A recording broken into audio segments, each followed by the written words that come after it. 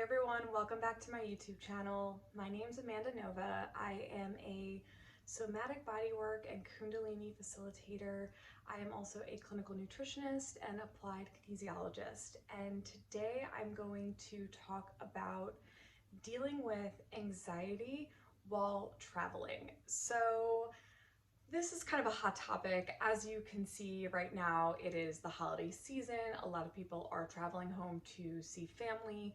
Spending time with family can cause anxiety in and of itself. Speaking for a friend, maybe not me, but it's a time of a lot of stress and anxiety, right? So somebody had just asked me about dealing with anxiety for airplane travel, and I am someone who gets very nervous with flying, so I completely and totally understand. There are things that we can do to help deal with anxiety when flying or driving or just traveling in general that maybe don't knock us out entirely, right? Like, I mean, you can always take a prescription medication that'll knock you out, have a couple drinks, whatever is your thing, but there are some hands-on things that you can do. So I'm going to share those with you today.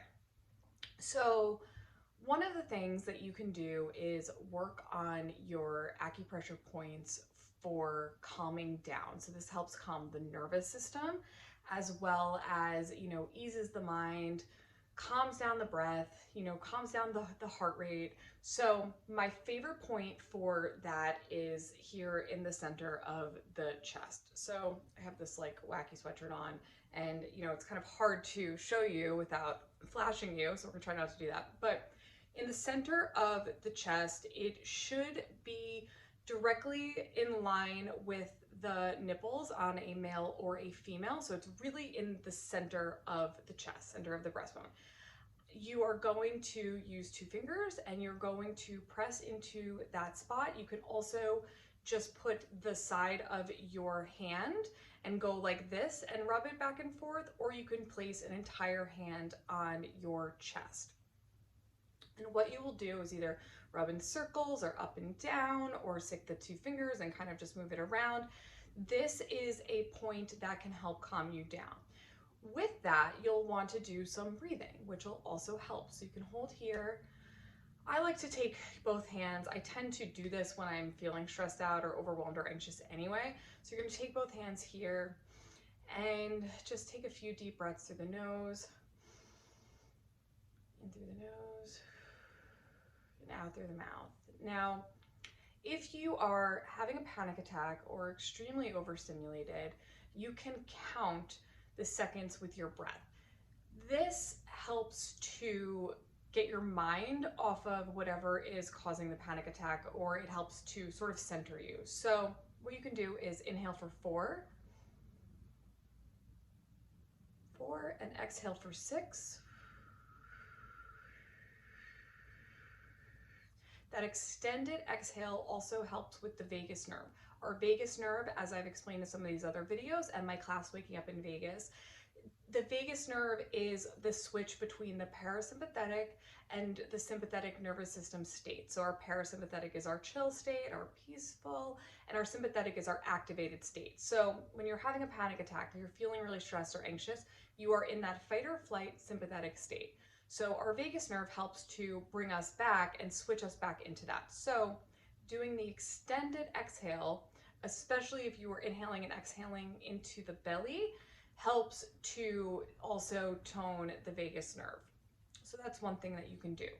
Another thing that you could do is tapping. So if you're familiar with emotional freedom technique, which is tapping, you basically will tap on your head. So you tap here, you tap on your eyebrows, you can tap in the center, you can tap under your eyes, you can tap under your nose, you can tap on your chest, and you can tap on the side of your hands. You can go like this. And while you are doing that, you will repeat a mantra that makes you feel good. So you can do it in your head if you're on a plane, and it could be, I am safe right now. I feel safe. I am safe. I feel safe. I am safe right now. I'm in a safe place. I'm in a safe place. I'm in a safe place. in a safe place.